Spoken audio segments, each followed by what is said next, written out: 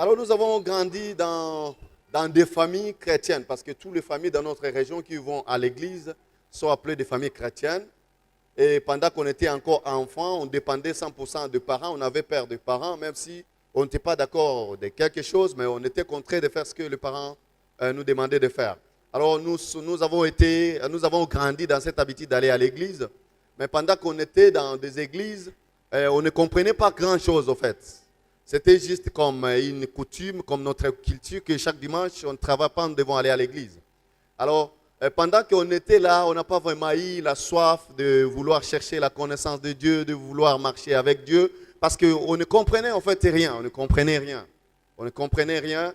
Jusqu'à un certain temps, quand nous avons grandi, il nous est arrivé de nous rébeller, on ne partait plus à l'église, nous avons vraiment perdu le goût parce qu'on n'avait pas la vraie connaissance, on ne comprenait rien. Alors nous avons évolué comme ça, et puis nous avons été emportés par d'autres courants du monde, et nous sommes partis comme ça, nous avons déclassé tout ce qui concerne Dieu, nous sommes arrivés au point où on pensait que ce Dieu n'existait plus. Alléluia. Parce que dans notre tribu, il y a d'autres tribus avec lesquelles on s'appelle oncle, oncle, oncle. Alors on ne sait pas, l'un appelle l'autre oncle, l'autre appelle l'autre oncle. On ne sait pas qui est oncle de qui est oncle et qui est neveu. Maintenant, moi je pensais qu'avec les histoires de nos ancêtres, peut-être pour rapprocher les gens, ils ont dit que vous allez commencer à vous appeler des oncles, même si vous n'êtes pas des oncles et des neveux. Alors si quelqu'un quitte ici chez nous, il va au Maniema, même s'il ne connaît personne là-bas, il sera bien accueilli parce qu'il est dans la famille, il est chez ses oncles. Donc ça c'était une philosophie de nos ancêtres. Alors, à un certain moment, j'ai commencé à penser qu'avec les histoires de Dieu, pour qu'il n'y ait pas beaucoup de meurtres, beaucoup de mauvaises choses, les gens ont imaginé qu'il faut qu'on leur dise qu'il y a un... Alors nous sommes arrivés à ce niveau-là d'incrédulité. Mais gloire à Dieu parce que nous avons évolué, nous avons évolué. Et Dieu a un plan avec chacun, il a un plan merveilleux pour chacun qu'il a créé. Alors nous sommes arrivés à un certain temps pendant qu'on faisait des discussions. Il y a beaucoup de choses qui sont bénéfiques, mais quand nous le faisons parfois, nous ne nous rendons pas compte. Parce que on discutait avec mon petit frère, Bombi Johnson, Falo qu'on l'appelait ici, il vit en Tanzanie, maintenant il s'appelle Bombi Johnson. Maintenant, quand on discutait, quand on s'est rencontrés chez les parents, parce qu'à cette époque-là, moi j'étais déjà marié, j'étais déjà chez moi. Alors il me parlait de l'église El Shaddai, de la connaissance, de la vérité, tout ça, parce qu'il savait que moi j'aimais la vérité et que je n'étais pas intéressé par les choses de Dieu. Alors, pendant qu'il me parlait, ce qu'on enseigne à l'église El Shaddai, j'écoutais, mais j'ai refusé, j'ai rejeté tout ça. Mais à un certain moment, mon épouse m'a demandé d'aller dans une... La vie n'allait pas dans la vie, alors on pensait que peut-être il y a les malédictions qui accompagnent tout ça, il faudrait faire le coup dans la chambre de prière.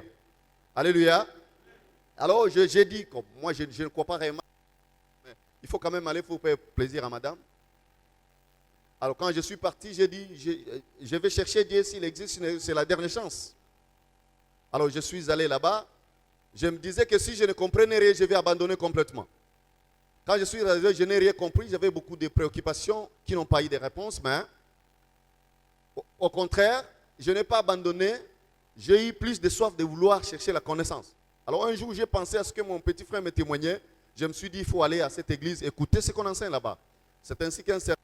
Parce que là, on communiait, c'était le mercredi au Maendeleo, je suis allé là-bas. Quand je suis arrivé là-bas, on a enseigné et le premier enseignement a répondu à une de mes préoccupations majeures. Donc j'étais intéressé. Alléluia. Maintenant, je suis en train de vouloir dire que c'est très important de suivre Dieu dans la connaissance. Parce que la Bible nous montre que nous sommes dans un combat entre le monde des ténèbres et le monde de lumière. Ce qui m'est arrivé là-bas dans mon enfance, c'est ce que j'étais captif. C'était une connaissance que Satan a voulu me maintenir dans son camp, voulant me montrer que Dieu n'existe pas. Chez Dieu, il n'y a pas de choses intéressantes, tout ça. Mais Dieu m'a fait grâce. Je suis venu à l'église de Shaddai. Un jour, je ne pourrais pas faire rien. Et alors, rien, mes parents connaissent que là où on allait, quand j'étais enfant, je n'ai pas chanté dans l'enfance, je n'étais pas intéressé. Parfois, on mangeait même l'argent qu'on nous donnait pour l'offrande. C'est comme ça. Parce qu'on ne trouvait pas l'importance. Alléluia.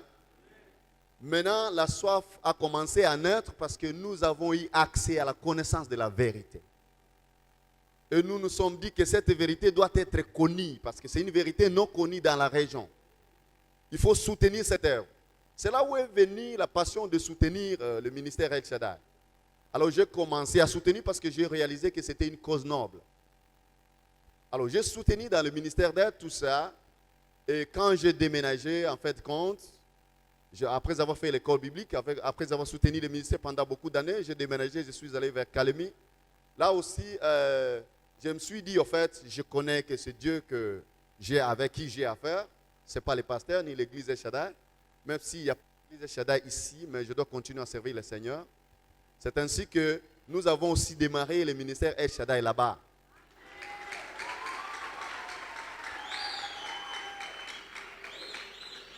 Alléluia. Donc, vous comprenez que la connaissance, c'est quelque chose que nous devons chercher. Il y a beaucoup de gens qui servent Dieu, ils ont l'amour pour Dieu, mais ils le font dans l'ignorance. Et cela ne porte pas atteinte au royaume des ténèbres. Satan est à l'aise avec ça parce qu'il connaît que toi, tu ignores la vérité. Tu fais ça pour ton plaisir, en croyant que tu fais plaire à Dieu, mais tu te plais toi-même. Alléluia.